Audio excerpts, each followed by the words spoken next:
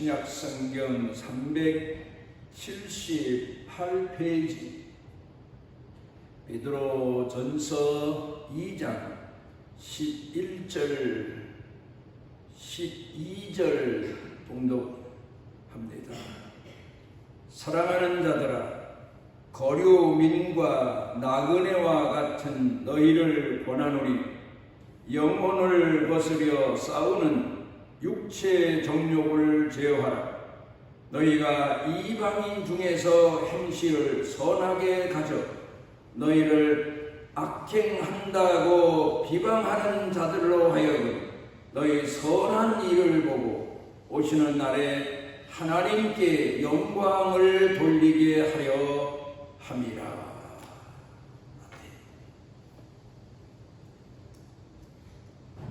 제가 어느 날 꿈에 아주 넓은 그런 허허벌판에 서 있었습니다. 날씨는 좀 어두침침할 정도였는데 내가 왜 여기 서 있는지 어디로 가야 할지도 모르고 그야말로 황당한 상태에서 서 있었는데 제 발밑에서 뭔가 이상한 소리가 들립니다. 그래서 무슨 소린가 하고 귀를 기울여 들으니까 꾸룩꾸룩 하는 소리입니다. 그래서 자세히 이게 무슨 소리고 왜 이런 소리가 나나 하고 잠시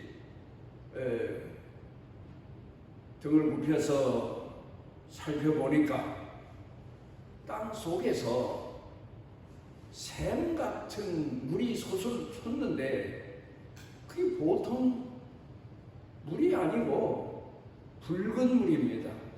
피샘입니다. 그러더니 그 물이 꾸룩꾸룩 하면서 올라오면서 고이니까 물은 낮은 데로 흐르게 마련 아닙니까? 고를 따라서 천천히 흐르는 겁니다. 그래서 나도 모르게 그 흐르는 피샘을 따라서 갑니다. 그런데 조금 가니까 그 피샘이 흐르는 속도가 빨라집니다. 그래서 나도 숨이 찰 정도로 그 흐르는 피샘을 따라서 달려갑니다.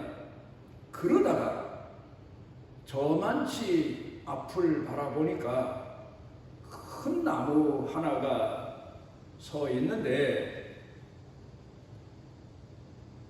나무잎이 하나도 안 보입니다. 왜 그런가 하고 자세히 보니까 그 나뭇가지에 벌레가 새카맣게 붙어 있습니다. 그리고는 내가 따라가는 그 물샘 줄기를 계속 따라가다 보니까 그 피샘 물이 그 나무 뿌리에 닿더니 그 나무 기둥을 통하여 나무 가지까지 올라갑니다. 그러니까 거기에 새까맣게 붙어있던 벌레가 땅바닥으로 우르르 떨어집니다. 그리고는 금세 그 가지에서 나무잎이 피어납니다. 그러자마자 세상이 환하게 밝아졌습니다. 꿈을 깨고 난 다음에 바로 그 허허벌판에 벌레가 나무잎을 다 갉아먹고 그리고 나무가 죽어가던 그 나무가 바로 나구나 하는 것을 깨닫고는 그 꿈을 깨고 난 이후에 찬송 252장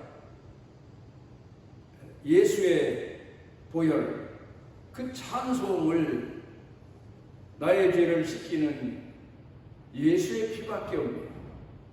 그 찬송을 며칠을 부르면서 기도의 전력을 다하고 말씀을 사모하고 갈망하고 마음에 새기고 그러면서 내 신앙을 회복했던 것 같습니다.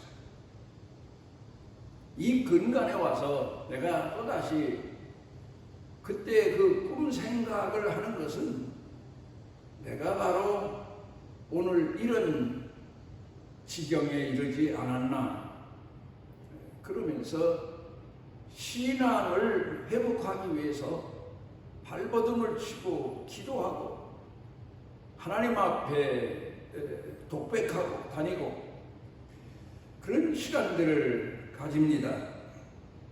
사람에게는 세 종류의 사람이 있다. 그렇게 신학자들이 평가했습니다.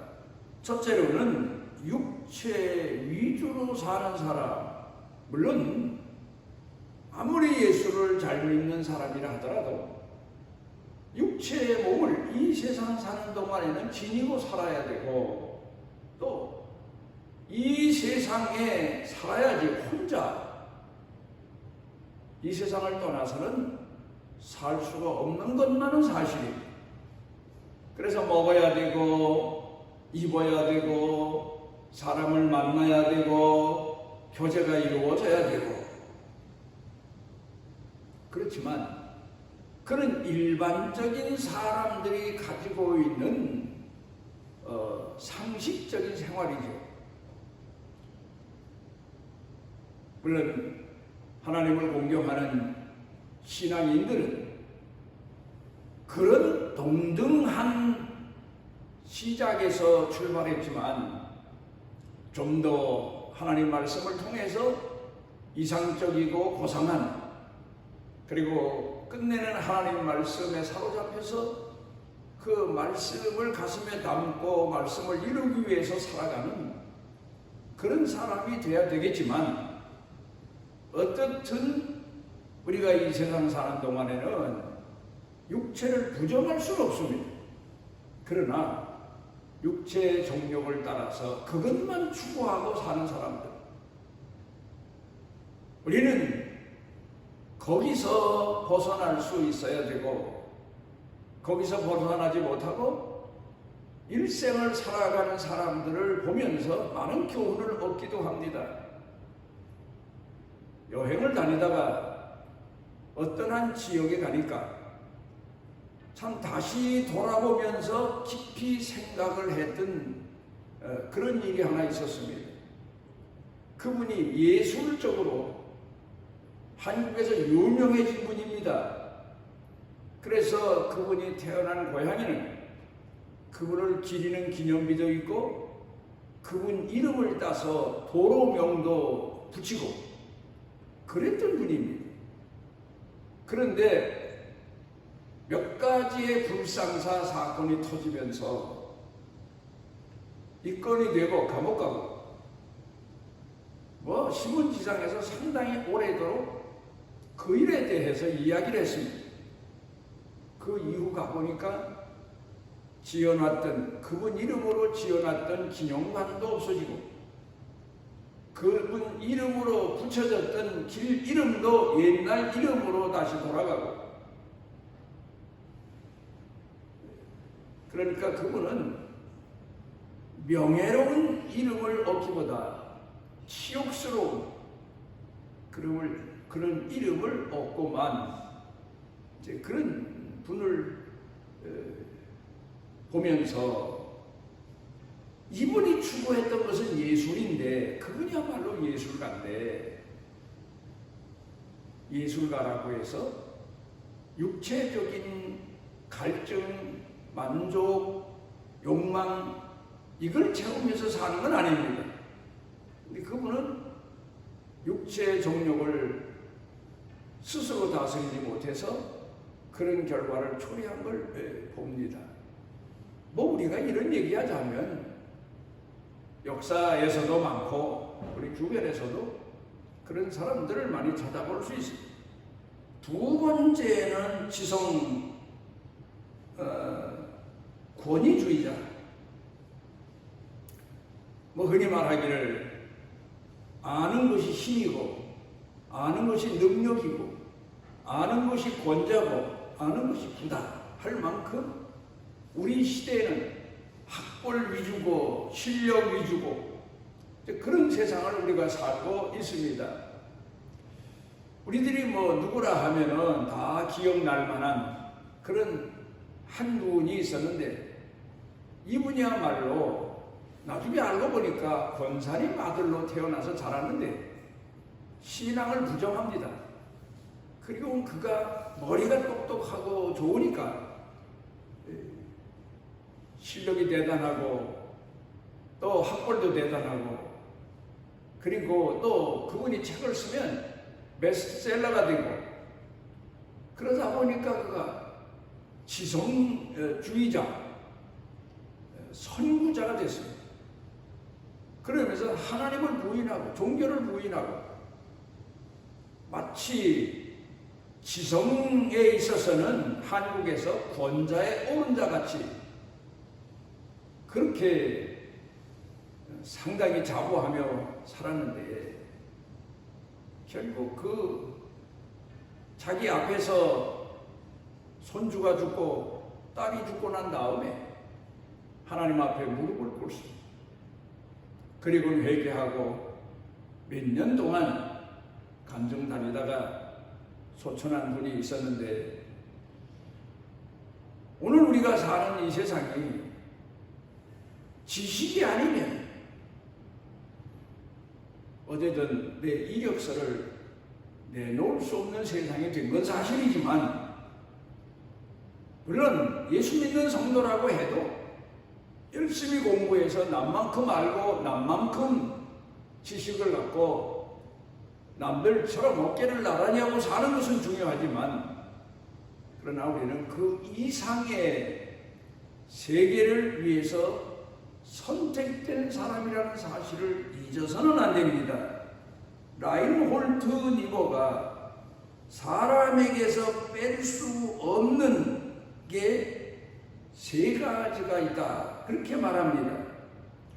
그건 바로 권력, 지식, 도덕적 교만. 지식적 교만도 문제죠. 권력을 가졌다고 나쁜 건 아닙니다.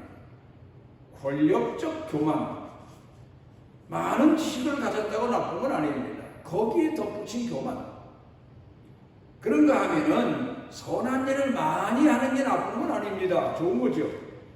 그런데 거기에 덧붙여지는 교만, 그걸 무슨 힘으로 떨쳐버릴 수 있을까?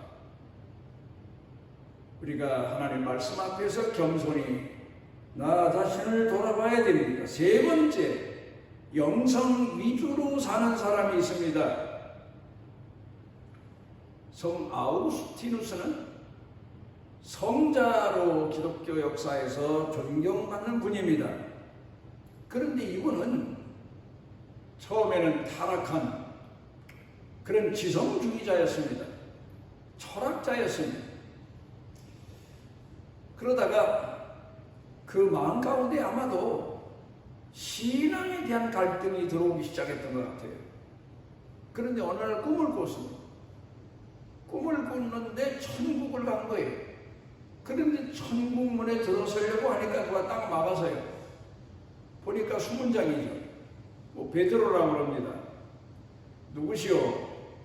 그러니까 이 성 아우구스티누스가 예, 저는 그리스도인입니다. 아마 그때 일시적인 초보적인 신앙을 가졌던 것 같아요. 저는 그리스도인입니다. 그랬더니 그 수문장이 하는 얘기가 당신 속에는 그리스도인 될 만한 게 아무것도 없다고. 오직 당신 속에 가득 차 있는 것은 키게로의 철학자 키게로의 사상만 꽉 차 있다. 그리고는 천국문에 들여보내질 않는다. 깜짝 놀라서 깨보니까 꿈이. 그래서 아하, 내가 지성주의자로 오늘까지 살면서 철학을 추구하고, 그리고 사람들 앞에서 내놓으라 했는데 내가 하나님 앞에서는 하나님의 자녀로 인정도 못 받는구나 해서 그때부터 회개하고 열심히 신앙생활해서 후대 사람들에게, 그 당시 사람들에게 성자라는 칭호까지 들어가며 존경을 받는 신앙인으로 살았다고 그럽니다. 종교개혁자 칼뱅에 두 가지 강조하는 내용이 있습니다. 첫째로는 끊임없는 자기 부정. 우리는 누구나 부패하고 타락한 인간성을 가졌기 때문에 끊임없다는 거예요. 죽을 때까지 자기를 부정하고 자기를 쳐서 복종케 해야 된다. 사도 바울의 신앙이기도 합니다. 교리이기도 하죠. 그 다음에 두 번째가 순례자의 인생, 그런 얘기입니다. 그러니까 이 신학자 칼뱅이 성경을 연구한 사람이지 않습니까? 주석을, 신구약 성경을 다 써낸 사람이기도 하고, 지금 우리 장로교회에서는 칼뱅의 신학을 주축으로 해서 신앙생활을 하기도 하고 대단한 분입니다. 그런데 그가 말한 것은 부정한, 부패한, 타락한 인간이라는 사실, 우리 인간이 성경을 통해서 깨달은 겁니다. 그 다음에 두 번째로는 순례자의 인생을, 여행자의 인생을, 오늘 성경 본문엔 거류민, 정착지를 정하지 못하고 여기저기 떠다니는 사람들, 오늘 세계적으로 가끔 뉴스에 나오지 않습니까? 그런 사람이다.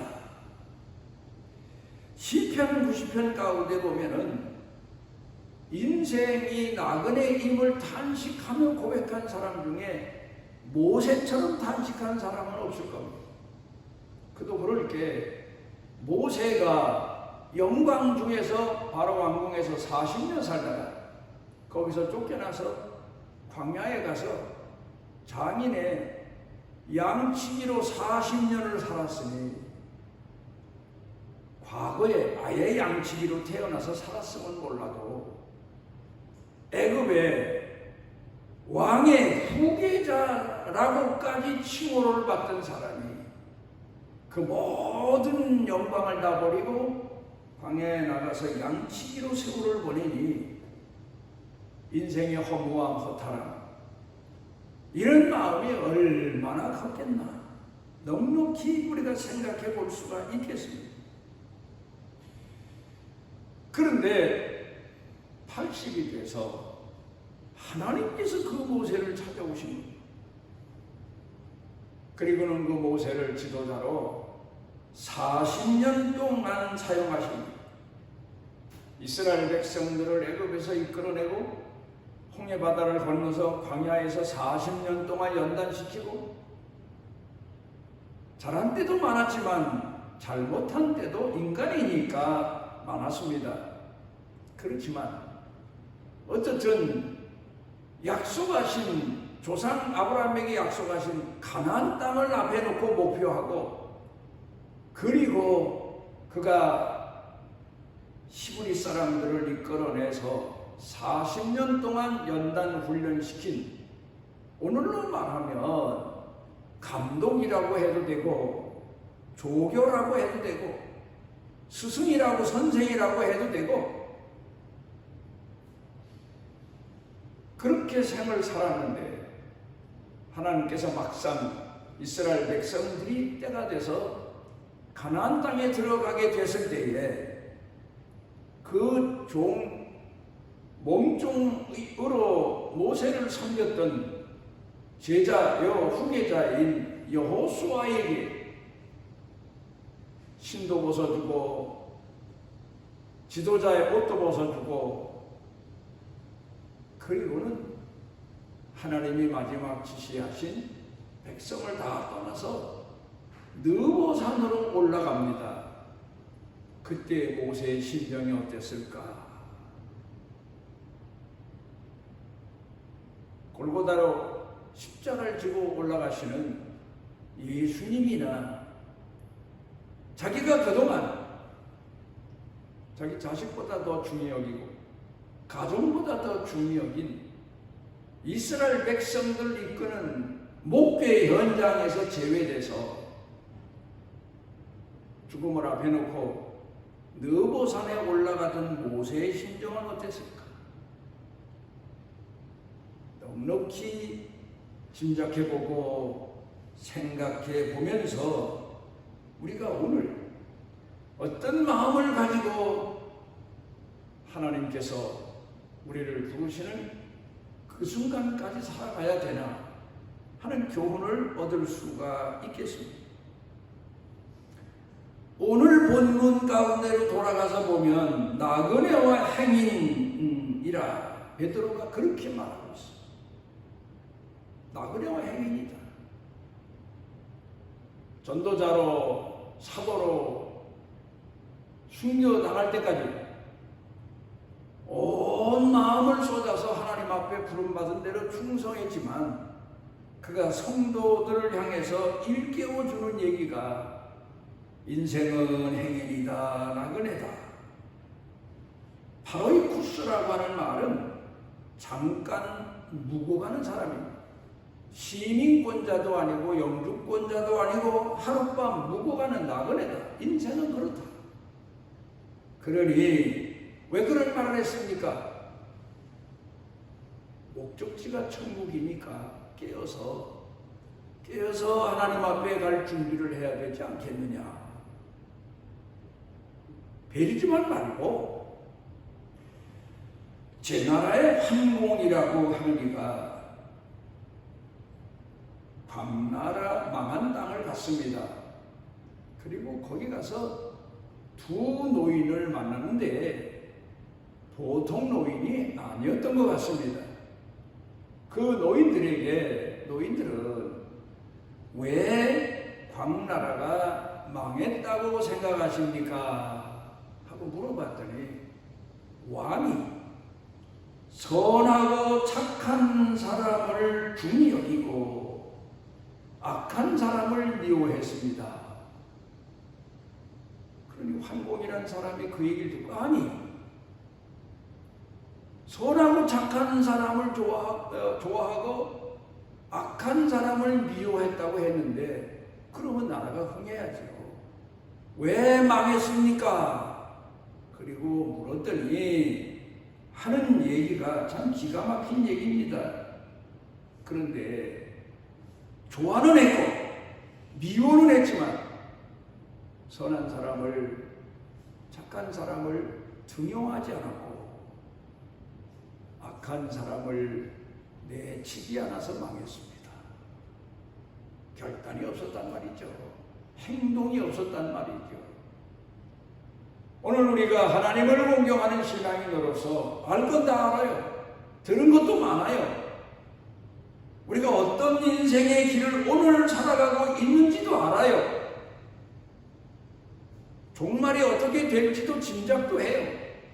그런데 문제는 깨어서 하나님 앞에 말씀과 성령으로 무장하지 않는다는 점.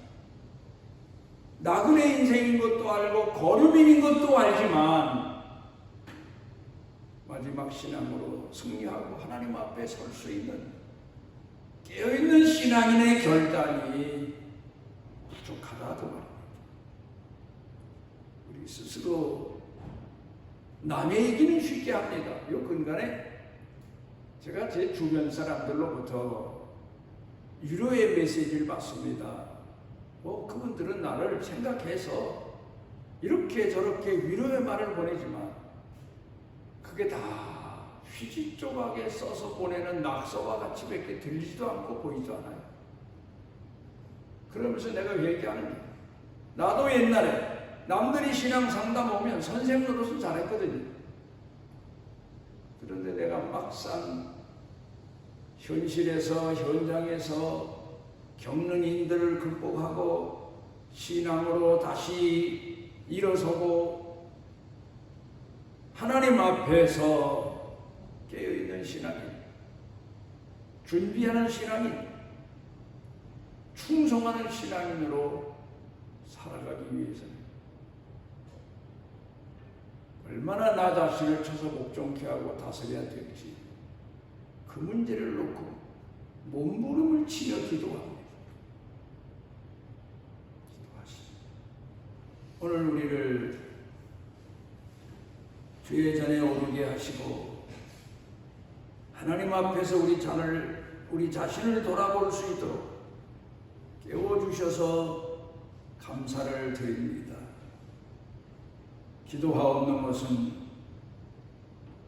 예수님이 아버지께서 주시는 잔을 내가 마시지 않겠느냐 하시며 골고다를 향하여 올라가셨던 것처럼 주님, 우리도 우리 인생에 주어진 골고다의 길, 십자가의 길 걸으며 아버지께서 주시는 마지막 잔을 감사하고 감격하며 마시며 갈 수 있을 만큼 깨어있게 하시고 훈련되게 하시고 연단되어지게 하시고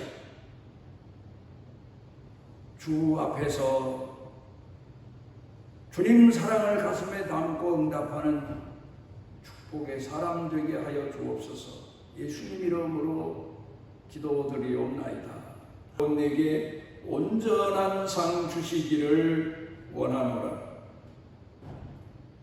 우리를 죄에서 구속하시고 선한 목자가 되셔서 넘어져도 수렁에 빠져 허우적거려도 포기치 아니하시고 찾아오셔서 건져내시고 우리를 이끌어 주시는 우리 주 예수 그리스도의 무한하신 은혜와 우리를 만세전에 택하시고 타락하고 부패했는데도 포기치 아니하시는 아버지 하나님의 만극하신 사랑과 우리 속에 내재하셔서 깨닫게 하시고 일으켜 주시고 다시 눈뜨게 하시고 다시 충성을 구하게 하시는 성령님의 능력의 은총이 사랑하는 자녀들 생각, 마음, 머리 위에 온 사는 생활 중에 가족 중에 일터 경영 중에 온 교회 중에 넘치고 넘치도록 함께 하시기를